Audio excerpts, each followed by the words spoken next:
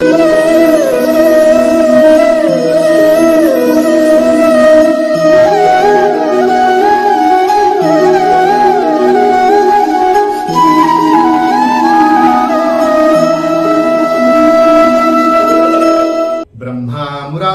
त्रिपुरांतकारी भानु शशी भूमि सुतो बुधश्च गुरुश्च शुक्र शनिराहु केतव कुर्वन्तु सर्वे मम सुप्रभातम।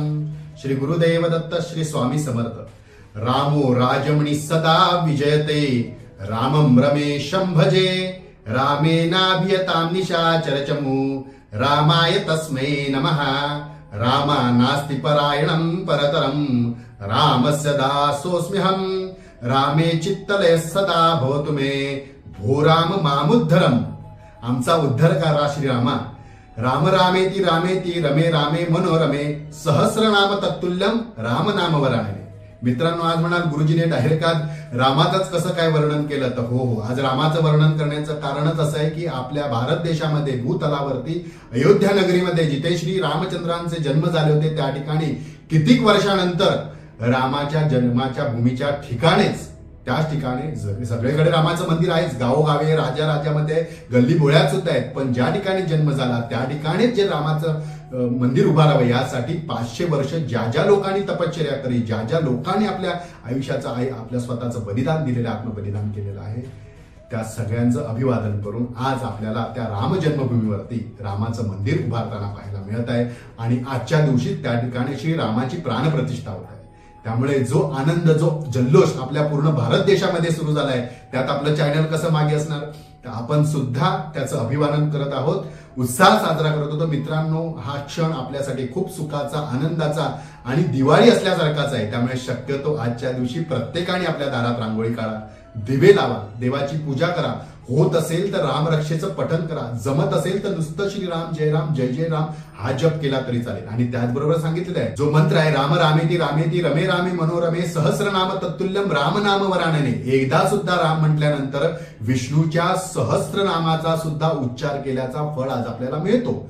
तर शक्यतो ज्या ज्या लोकांना ग्रह अनुकूल आहेत, आता आपण राशी भरोशाच्या ज्याच्यावर राशीच्या भविष्याच्या प्रमाणे सांगताय, तर ज्या ज्या लोकांना शनीची 7.5 चालू आहे किंवा शनीचा प्रकोप आहे त्या ठिकाणी सुद्धा जर रामाचा जप केला असता त्याचा लाभ जास्त होईल। तर कसा मित्रांनो आपण म्हणाल, तर रामनामाचा पिस म्हणजे रामनामाचा वेळ श्री मारुतीला आहे आणि मारुती, रामाचं नाव घेतल्याने मारुती प्रसन्न होतो आणि मारुती प्रसन्न झाल्यानंतर शनीची पीडा कमी होते। हे आपल्याला माहितीच आहे, कथेमध्ये मागच्या मी सांगितलंय की शनीचा प्रभाव कसा कमी होतो मारुती उपासना केल्याने मी तुम्हाला सांगितलंय। तर रामाचं नाव घेतल्याने मारुती खुश होतात आणि मारुती खुश झाल्यामुळे शनीची जी काय प्रकोपता आहे ती कमी होते। त्यामुळे आज जमत असेल तर श्रीराम जय राम जय जय राम जप करा, रामरक्षा स्तोत्र म्हणा, जे काय आपल्याला रामाची भजन वगैरे करता येईल, दान धर्म करता येईल, जसा होत असेल तसा उत्साह साजरा करा, आनंद साजरा करा। पुन्हा एकदा सगळ्यांना ज्या ठिकाणी रामाचा जन्म होत आहे आणि त्या ठिकाणी प्रतिष्ठा होत आहे या सर्वांसाठी, सर्वांना भारतीयांना, हिंदू धर्मांना, रामप्रेमींना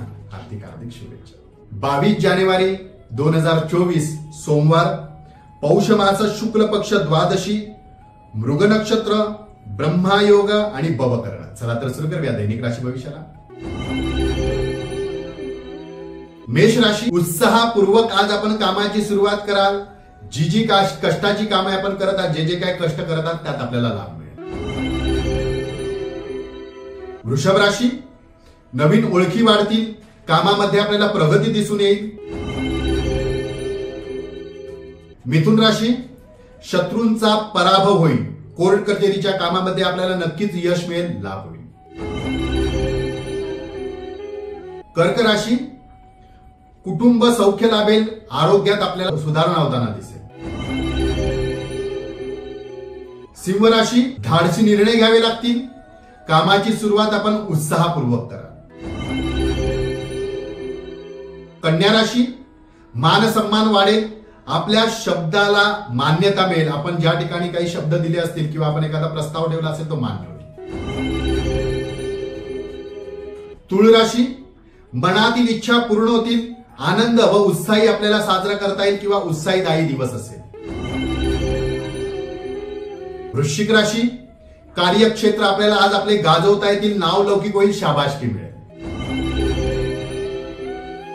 धनुराशी, आपल्या सल्ल्याचा मान राखला जाईल, आपल्या कामात आपल्याला दबदबा निर्माण करता येईल, धाडसीपणा दाखवता येईल. मकर राशी, मौल्यवान वस्तूची खरेदी करता येईल, भौतिक सुखांचा आपल्याला लाभ घेता येईल. कुंभ राशी, व्यावसायिकांना व्यवसायात मनाप्रमाणे लाभ होतील, मान सन्मान प्राप्त होईल. मीन राशी, मनाप्रमाणे कामात बदल घडून घेता येईल, वरिष्ठांची मर्जी संपादन. आजचा दिवस 12 राशीच्या लोकांना शुभकारी, हितकारी आणि राममयी ठरो. चला तो उद्या पुन्हा भेटूया याच ठिकाणी याच वेळी. तोपर्यंत सर्वांचे धन्यवाद.